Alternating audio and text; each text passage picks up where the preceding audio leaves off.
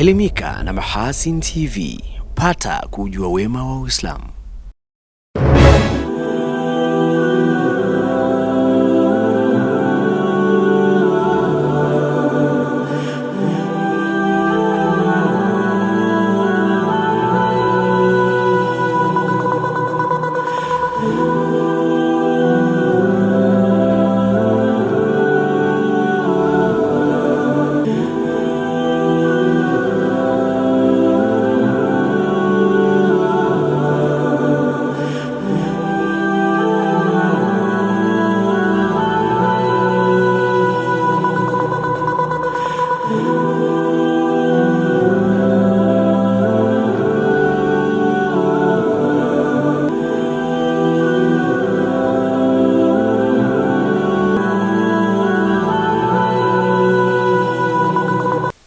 Assalamu alaikum wa rahmatullahi wa barakatuh. Hali gani mtazamaji wa Mahasin TV popote pale ulipo, karibu katika kapu la habari niweze kuwasilishia yale ambayo yameshughulisha chumba cha habari kwa siku ya leo kwa upande wa habari za kitaifa na kimataifa. Mimi ni Rajab Shaaban Matuga nitakayesoma habari za hapa nyumbani, na kwa upande wa habari nje ya mipaka ya Tanzania tutakuwa naye Nuhu Stima hapo baadaye. Awali ya yote mtazamaji, tuangazie muhtasari wake. Watu 21 wanashikiliwa na jeshi la polisi mkoani Mwanza kwa tuhuma za kujihusisha na vitendo vya imani potofu ya kishirikina. Serikali yatoa kipaumbele kuimarisha mpaka wa Tanzania na Kenya. Katika habari za kimataifa, wahamiaji 32 wa Bangladesh wameokolewa baada ya boti yao kuzama pwani ya mji wa Al Hania kaskazini mashariki mwa Libya.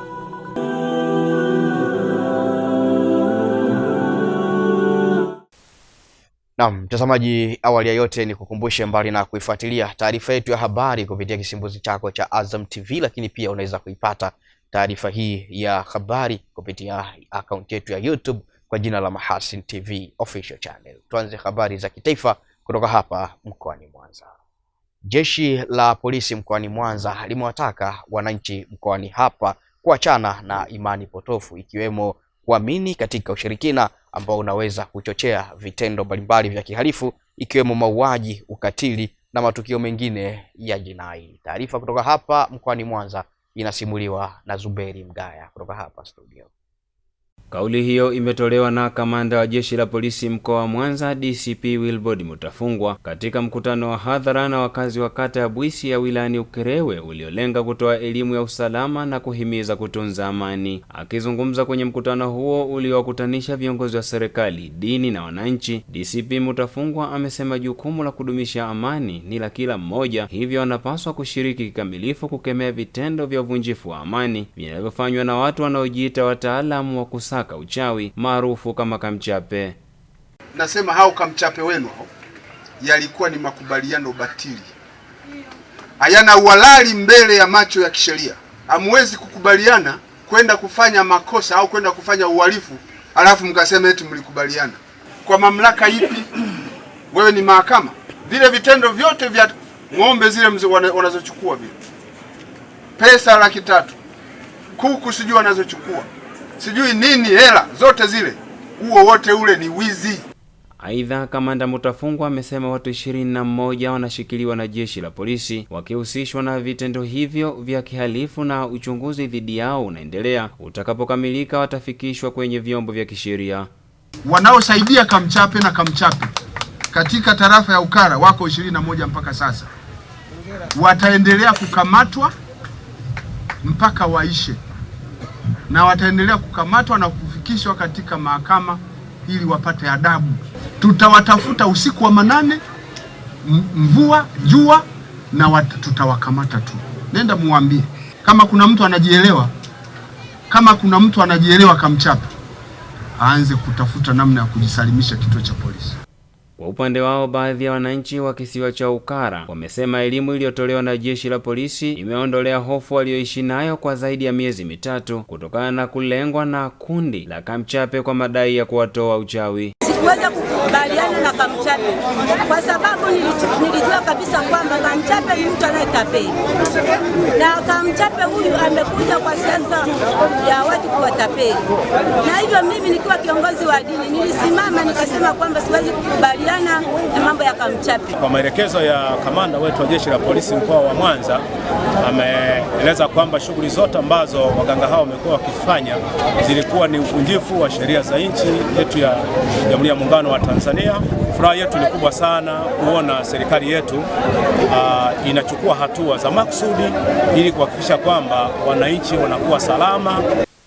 Naam, tukielekea mkoani Tanga, serikali imeahidi kuendelea kutoa rasilimali zinazohitajika kwa ajili ya kuimarisha mpaka wa Tanzania na Kenya ili kuendelea kuimarisha uhusiano mwema baina ya nchi hizo mbili. Taarifa kutoka mkoani Tanga inasimuliwa hapa studio na Hilal Sefuriani.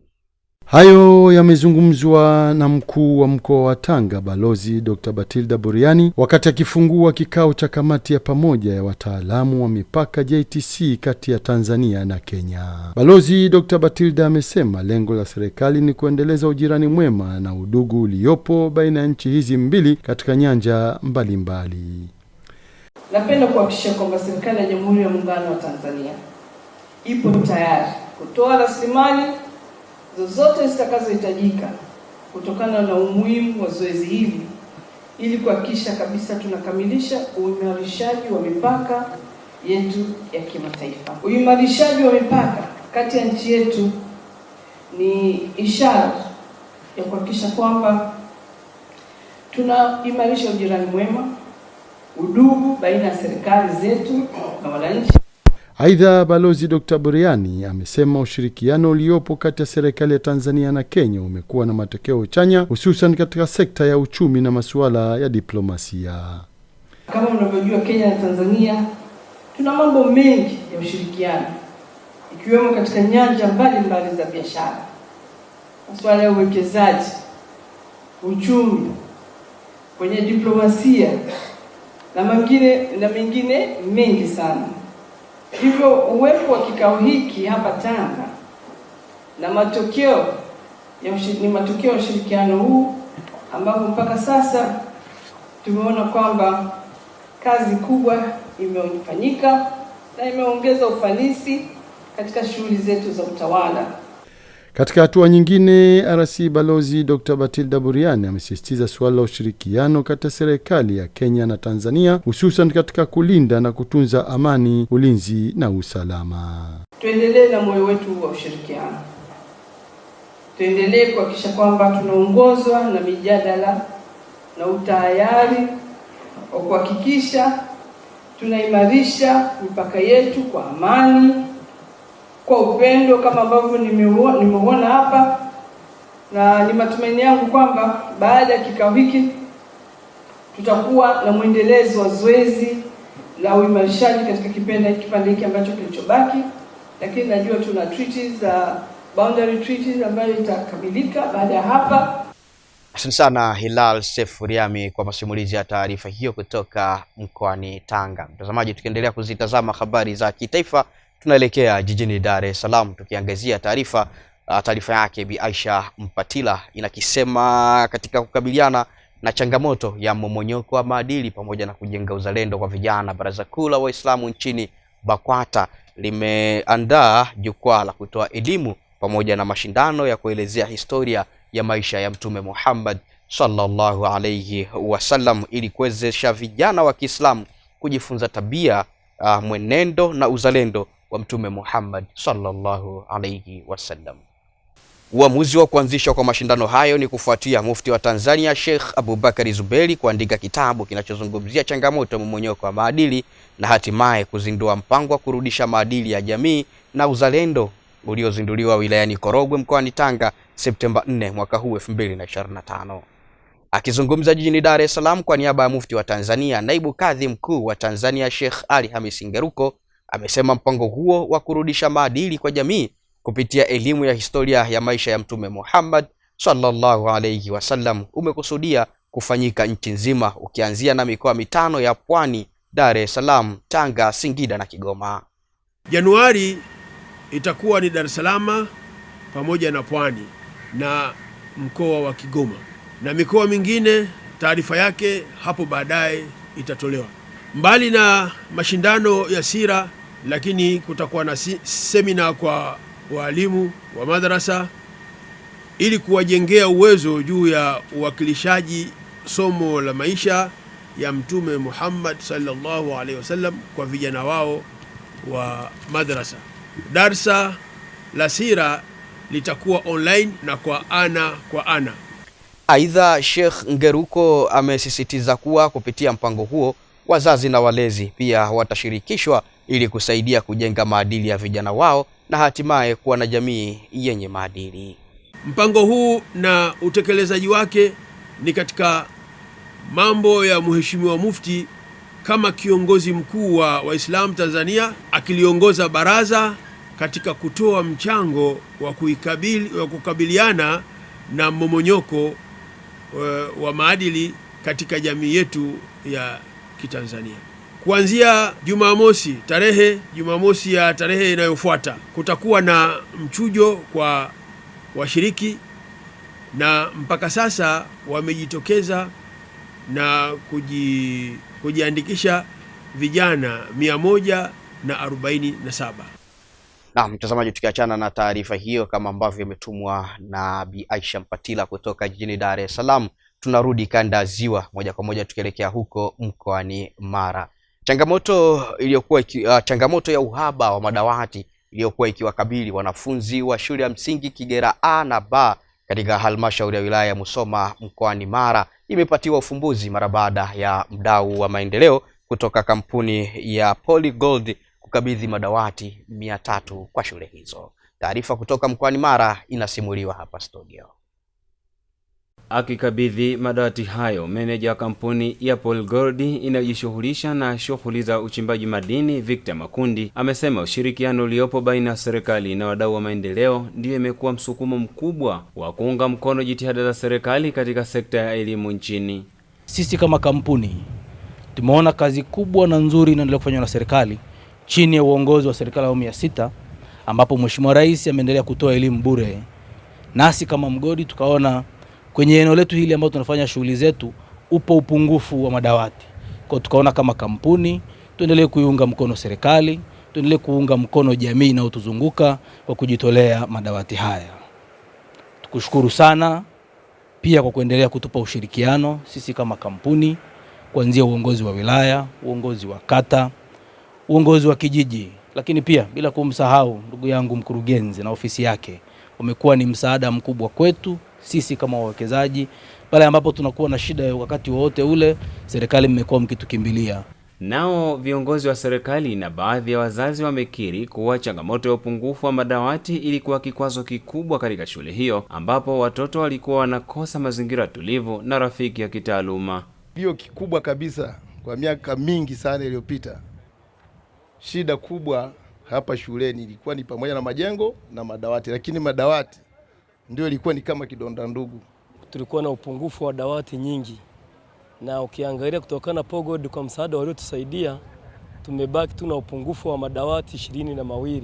Ujio wa madawati haya utaleta chachu sana kwa wanafunzi, walimu, hata sisi pia wazazi. Utapunguza changamoto kubwa ya watoto wengi kukaa chini. Pia itaboresha miandiko ya wanafunzi na itaongeza ari ya ufundishaji na ujifunzaji. Akipokea madawati hayo, mkuu wa wilaya ya Musoma Juma Chikoka ameipongeza kampuni ya Polygold kwa kutambua na kuthamini jamii inayozunguka ili kuwafanya wananchi kunufaika na rasilimali zilizopo nchini. Uwekezaji wa namna hii wa wadau basi umekuwa una chachu na matokeo makubwa kwa wananchi. Nami nitumie fursa hii kuendelea kupongeza ndugu zetu wa Polygold kusimamia na kutimiza wajibu wao wa kuhakikisha kwamba jamii nayo inanufaika na matunda ya rasilimali ya madini iliyokuwepo katika kijiji hiki. Shukuru sana Polygold kwa mchango huu mkubwa wa madawati. Kabla ya kupokea madawati haya, shule hii ilikuwa na upungufu wa madawati 322. Kwa hiyo ulikuwa ni upungufu mkubwa sana. Asante sana Zuberi Mgaya kwa masimulizi ya taarifa hiyo kutoka mkoani Mara. Kwingineko kutoka mkoani Kigoma, wakazi wa manispaa Kigoma Ujiji wamepongeza serikali kufuatia ujenzi wa daraja la Luiche kata ya Kagera, wakieleza kukamilika kwa ujenzi wa daraja hilo kutakuwa ni mwarobaini wa changamoto zilizopo, ikiwemo kuvuka mto huo kwa kutumia mtumbwi. Taarifa yake Emmanuel Matinde kutoka mkoani Kigoma inasimuliwa na Nuhu Stima kutoka hapa studio. Wakizungumza na waandishi wa habari, wakazi hao wamesema kukamilika kwa daraja hilo kutarahisisha huduma ya usafiri na usafirishaji na kufungua na kuchochea fursa za kiuchumi na maeneo jirani. Itatusaidia sana, maana mwanzoni sisi kama mabodaboda tulikuwa tunapitia hapa kuvusha pikipiki, tulikuwa tunasumbuka sana, mara pikipiki naenda na maji nini kudumbukia maji, maana lakini hapa kupata hili daraja ni faida kubwa sana kwetu. Na tunafurahi sana na bali kama jinsi inaonekana hii barabara itaendelea hadi mbele, na tunapenda iendelee ifike pale walipokuwa wanasema. Faida yangu mimi ni kwa niaba yangu mimi kama mimi, lakini daraja hilo hapo ni faida kwa jamii nzima. Kwa hiyo nisema mimi naweza nikatasirika kwa sababu ilikuwa ni ajira yangu, lakini ni faida kwa niaba ya jamii nyingine. Akizungumzia maendeleo ya ujenzi wa daraja hilo pamoja na fedha zilizotumika katika mradi huo, mratibu wa mradi wa taktiki mkoa wa Kigoma Elieza Ndaisaba amesema ujenzi wa mradi huo unatarajiwa kukamilika Februari 8, 2026. Kandarasi anatarajia kukamilisha mradi huu mwaka ujao, ambaye itakuwa ni tarehe 8 mwezi wa pili mwaka 2026. Ni miongoni mwa mradi unaotekelezwa kwa awamu ya kwanza. Mradi wa awamu ya kwanza katika halmashauri ya manispaa Kigoma Ujiji ina jumla ya kiasi cha shilingi bilioni 29.8, ambao kama hivyo elekeza ikijumuisha kwamba hili daraja, barabara pamoja na mifereji ya maji ya mvua. Na tuna imani baada ya kufungua hili daraja, changamoto za usafiri zitakuwa zimepungua katika wananchi wanaoishi katika kata ya Kagera. Matukio ya vifo kutokana na watu kuzama katika mto Luiche kabla ya kuanza ujenzi wa daraja hilo ni mengi, lakini tukio la Februari 24, 2023 la wanafunzi 4 wa shule ya msingi Kagera kufa maji wakati wakivuka mto Luiche kwenda shuleni kwa kutumia mitumbwi. Asante sana Nuhu Stima kwa masimulizi ya taarifa hiyo. Na mtazamaji, kukamilika kwa taarifa yake Emmanuel Matinde kutoka mkoani Kigoma kama ambavyo imesomwa hapa studio na Nuhu Stima, kunatupa fursa ya kuvuka maji hadi visiwani Zanzibar tukielekea kisiwani Unguja. Wadau wa afya ya mazingira visiwani Zanzibar wamekutana pamoja kutathmini hatua zilizopigwa kupanga mustakabali wa sekta ya afya ya mazingira na namna ya kuweka njia bora kukabiliana na changamoto zinazokabili usimamizi wa taka. Taarifa kutoka kisiwani Unguja inasimuliwa na Hilal Sefuriami kutoka hapa studio.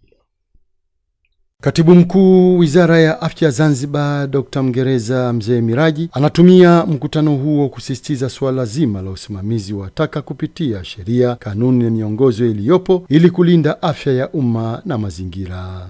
Taasisi zote 150 za hapa Unguja hatuna njia mbadala isipokuwa taka tunazozalisha zipitie utaratibu uliowekwa ili zikaangamizwe au kuteketezwa. Hili ni salama si kwetu tu, lakini kwa wananchi na hata kwa serikali. Utaratibu wa zamani kwa taka hizi kwenda kuchoma kwenye majaa au kutupwa sehemu ambazo zisizostahili umeshapitwa na wakati. Tunaomba tusaidie kukamilisha juhudi za serikali. Katika kufanikisha udhibiti wa taka za hospitali, serikali kupitia Wizara ya Afya imewekeza katika utupaji wa taka katika vichomeo maalum ambayo yapo rasmi, lengo ikiwa ni kuondokana na madhara yanayotokana na taka za hospitali. Na hiyo ni effort ya serikali ya kufanya hilo. Sasa sisi tufanye kazi kwa pamoja kwenda mbele, na hii ndio esensi ya kukutana hapa. Mtambo wetu tuna uwezo wa kuchukua taka zote za Unguja. Mheshimiwa Katibu Mkuu, tuko sasa na modality iliyo effective ya kuhakikisha kila taka ya dawa inaenda kutupwa kwenye sehemu iliyokuwa rasmi ambayo tayari iko effectively na inatumika kikawaida. Kwa upande wao, baadhi ya wadau walioshiriki kikao hicho wameeleza utayari wao kushirikiana na serikali katika kuhakikisha taka zote zinazozalishwa katika hospitali zao zinachukuliwa na kutupwa sehemu husika. Na sisi kama wadau wa kwenye hospitali binafsi na tuko tayari kushirikiana na serikali kwa ajili ya kuhakikisha kwamba taka zote ambazo zinazalishwa kwenye hospitali zetu binafsi kwamba zinachukuliwa na zinatupwa katika sehemu husika ili kupunguza au kuondoa kabisa kuleta madhara kwenye mazingira yetu ambayo yanaweza kusababisha madhara kama kansa na magonjwa mengine ambayo yanaweza kuletezwa na. Tumefunga Unguja ina uwezo wa kuharibu kilo 900 za taka kwa saa moja. Endapo wadau hawatoleta taka katika mashine hile, mtambo ule utakuwa underutilized. Ukiwa underutilized, maana yake hata juhudi ya serikali iliyotumia pesa zake kuwekeza haitaleta maana. Lakini jambo lingine, kama wazalishaji wa taka hatarishi hawatoleta takataka pale, maana yake wana asilimia kubwa ya kuchafua mazingira. Taka zao watakuwa wanapeleka wapi? Watakuwa wanatupa mitaani au wanatupa sehemu ambazo sio sahihi.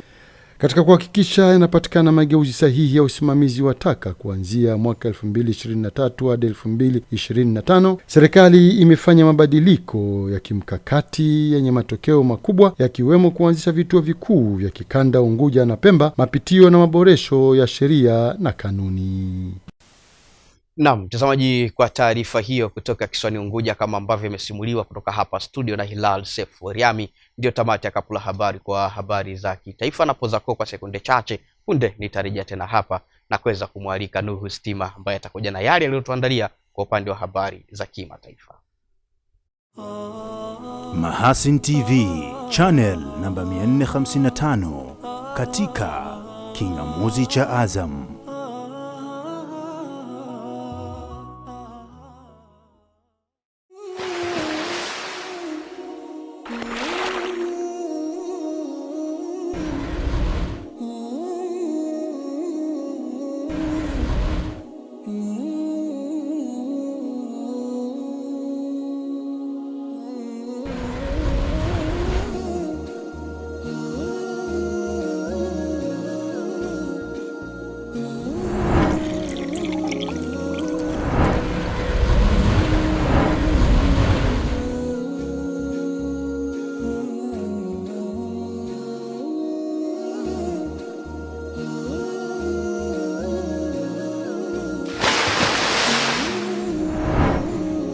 Kunywa maji safi na salama ya uhai. Bidhaa bora ya Bakhresa.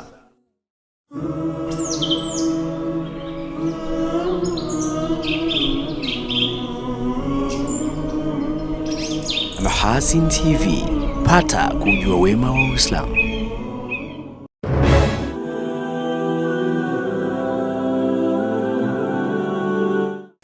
Asante sana mtazamaji kwa kuendelea kuwa nami ndani ya Kapula Habari, na shukrani sana kwa kuendelea kuichagua Mahasin TV, pata kujua wema wa Uislamu. Na sasa mtazamaji, ni wakati wake Nuhu Stima kwa upande wa habari za kimataifa. Mtazamaji wa Mahasin TV, karibu kwa upande wa habari za kimataifa. Takriban watu 12 wameuawa na wengine 3 kutekwa nyara baada ya watu wenye silaha kushambulia eneo la uchimbaji madini katika kituo cha Atoso katika jimbo la Plateau nchini Nigeria. Daliop Solomon Mwantiri, kiongozi wa kundi la kiraia anayeongoza jumuiya ya vijana ya Berom Molders Association BYM, ameeleza kuwa wavamizi ambao wametajwa na wenyeji kuwa ni wanamgambo wa kabila la Fulani wamefanya hujuma hiyo Disemba 16, 2025 na kusababisha watu wengine 5 kulazwa hospitalini kutokana na majeraha ya risasi. Msemaji wa polisi Alfred Alabo amethibitisha kuwa uchunguzi umeanza kuhusu shambulio hilo katika eneo la uchimbaji madini huko Atoso katika jimbo la Plateau. Shambulio hilo limedhihirisha ukosefu wa usalama unaoendelea katika jimbo la Plateau nchini Nigeria, eneo lenye hali tete kaskazini kati ya nchi hiyo, ambapo mizozo ya kikabila na kidini kwa muda mrefu sasa imekuwa ikichochea mapigano makali kati ya wakulima na wafugaji. Hali ya ukosefu wa usalama inaendelea kulitatiza jimbo la Plateau nchini Nigeria licha ya serikali kuahidi mara kwa mara kurejesha amani jimboni humo. Kwingineko,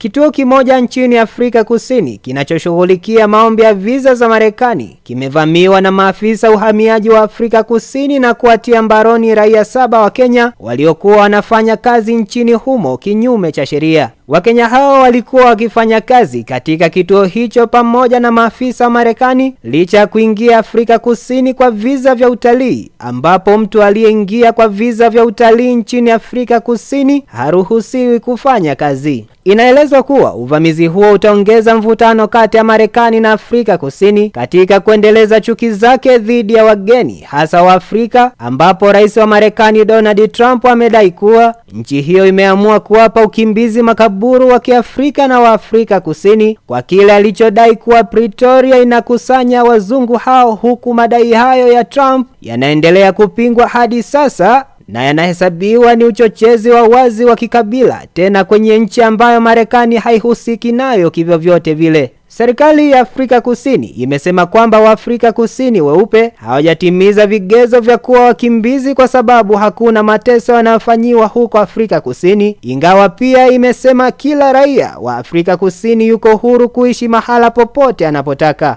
Tukitamatisha kwa upande wa habari za kimataifa.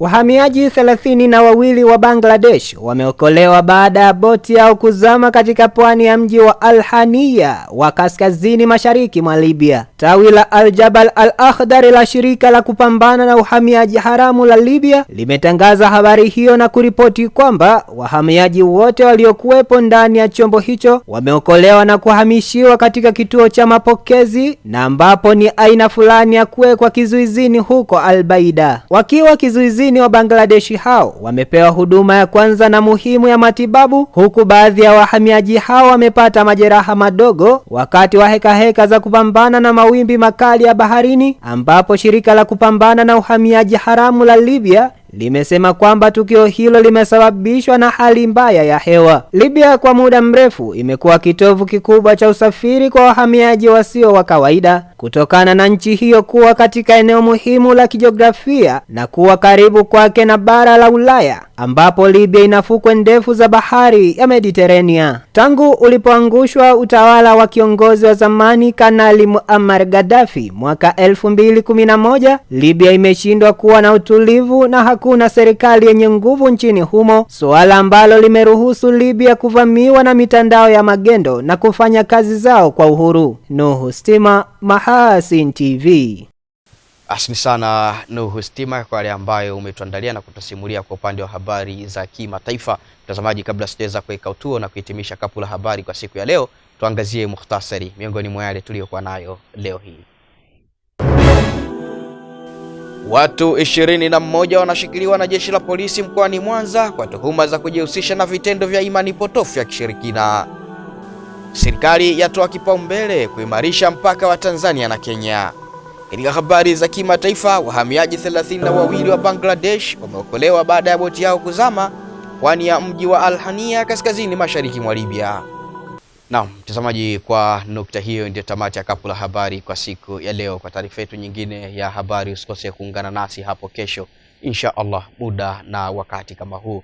Kwa niaba ya wale wote tulioshirikiana pamoja kukamilisha kapu la habari, mimi ni Rajab Shaaban Matuga niliyesoma habari za hapa nyumbani, na kwa upande wa habari nje ya mipaka ya Tanzania tulikuwa naye Nuhu Stima. Nikutakia utazamaji mzuri wa vipindi mbalimbali vinavyofuata kutoka hapa Mahasin TV. Pata kujua wema wa Islam. Wabillahi tawfiq.